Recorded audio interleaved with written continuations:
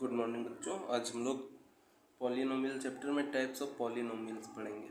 तो पॉलिनोमियल्स हमारे सबसे पहले तो टर्म्स के बेसिस पे कुछ टाइप्स के होते हैं और डिग्री यानी कि पावर के बेसिस पे कुछ टाइप्स के होते हैं। तो सबसे पहले हम लोग ऑन बेसिस ऑफ टर्म्स देखते हैं। तो ये मेनली हमारे पास 3 टाइप के पॉलिनोमियल्स हैं, ठीक है। सबसे पहले मोनोमियल होगा। मोनोमियल क्या होता है कि जिसमें एक टर्म हो, ठीक। जिस पॉलिनोमियल में सिर्फ एक टर्म होगा वो मोनोमियल होगा। एग्जाम्पल क्या हो गया, जैसे x लिख दिया, ठीक है, वाई स्क्वायर लिख दिया। ये सिंगल टर्म है, इसके साथ में कुछ भी और प्लस माइनस में नहीं लिखा हुआ है ना, तो वो क्या होगा, हमारा मोनोमियल होगा। अब जैसे तीसरे नंबर पे एग्जाम्पल में क्या लिखा हुआ है, 3x + 2x। तो क्या है कि मैंने समझाया था कि अगर देखो क्या होगा कि ये लाइक टर्म्स है। लाइक मतलब जिनकी पावर सेम हो और वेरिएबल भी सेम हो, मतलब दोनों में x है और दोनों में x के ऊपर कुछ लिखा नहीं ना, तो इसका मतलब क्या है कि दोनों की पावर 1 है। तो ये दोनों आपस में ऐड हो जाएंगे। तो 3x और 2x को जब हम लोग ऐड करेंगे तो ये 5x हो जाएगा। तो ये भी एक टर्म बन जाएगा बाद में, तो इसलिए ये मोनोमियल हुआ। इस तरह से बाइनोमियल क्या होगा, जिसमें 2 टर्म हो, है ना। अब जैसे एग्जाम्पल में क्या लिखा हुआ है, x² + y। तो इसमें 2 टर्म हो गए, एक x² हो गया और एक y हो गया। अब जैसे z + p हो गया, तो इसमें भी 2 टर्म। आगे लिखा हुआ है 3x² + 5y और +4y। तो इसमें क्या हमको देखने को मिल रहा है कि अभी तो 3 टर्म दिख रहे हैं, लेकिन 5y और 4y लाइक टर्म्स हैं। तो फर्दर जब इनको हम लोग ऐड ऑन करेंगे तो ये दोनों ऐड होके 9y हो जाएगा, ठीक है।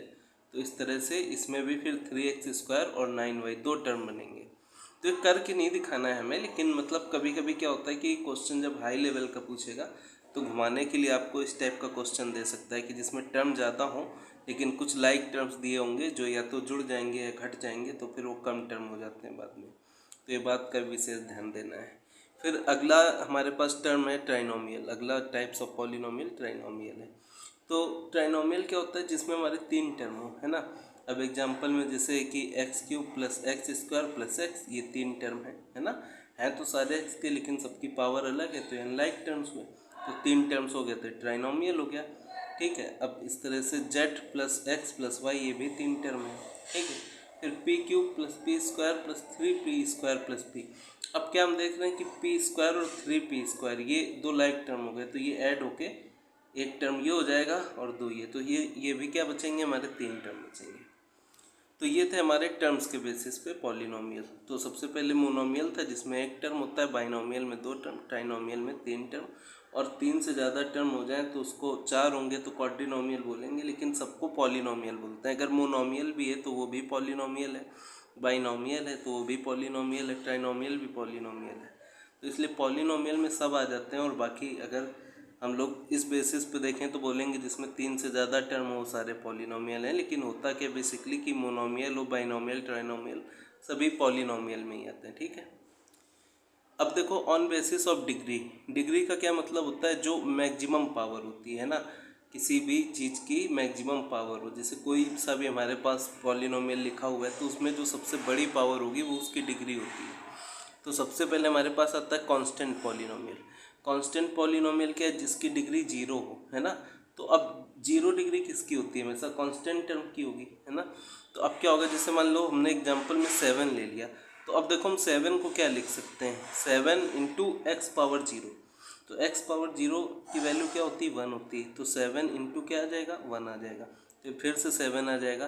तो मतलब 7 को अगर ब्रेक डाउन करके लिखें तो 7 × x⁻0 या किसी भी वेरिएबल की पावर 0 करेंगे तो क्या आएगा, हमारा 1 ही आता है।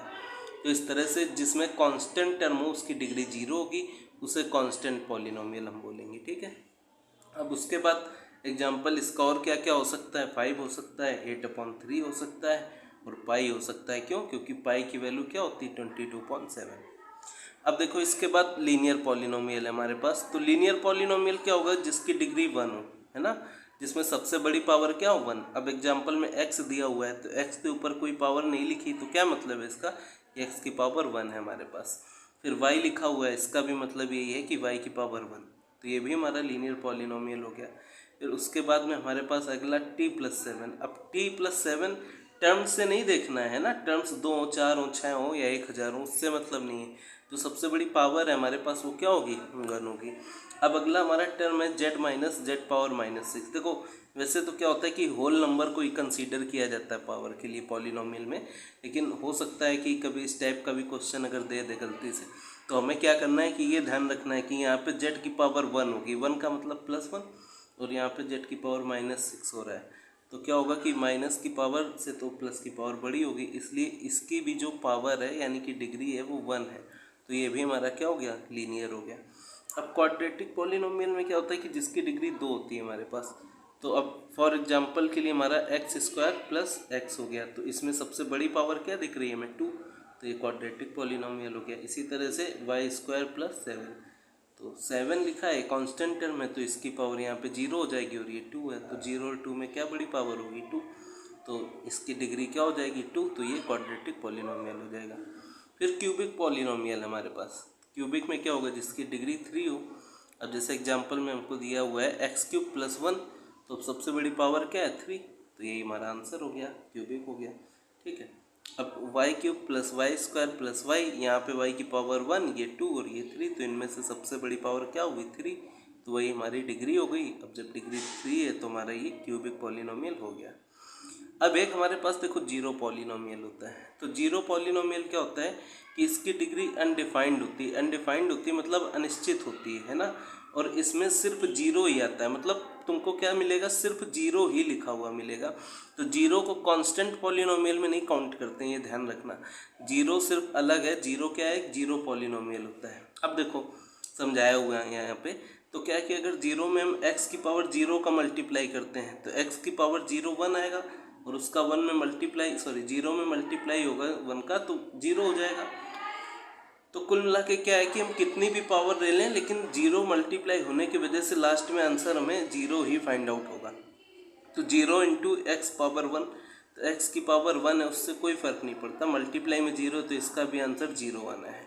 अब 0 × x की पावर 3 हो जाए या x की पावर 1000 हो जाए, कोई फ़र्क नहीं पड़ेगा, क्योंकि मल्टीप्लाई में 0 है, तो आंसर हमारा 0 ही आना है।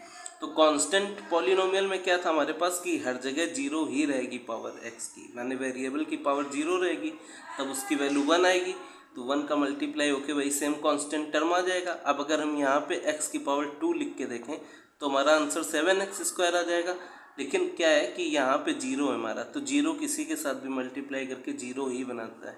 तो ये अंतर है कांस्टेंट पॉलिनोमियल में और जीरो पॉलिनोमियल में। तो हो सकता है कि MCQ में आपसे कभी क्वेश्चन ये पूछ लिया जाए कि इनमें से किस पॉलिनोमियल की डिग्री अनडिफाइंड होती है, ठीक है। तो अनडिफाइंड किसकी होगी, कांस्टेंट की हमें पता है कि 0 डिग्री होगी, लीनियर की क्या होगी डिग्री, 1 होगी, क्वाड्रेटिक की 2 डिग्री, क्यूबिक की 3 डिग्री है। अनडिफाइंड जो डिग्री है, अनिश्चित डिग्री है, वो जीरो पॉलिनोमियल की होती है। तो ये थे हमारे टाइप्स ऑफ पॉलिनोमियल्स। तो उम्मीद है कि ये आसानी से आपको समझ में आ गए होंगे।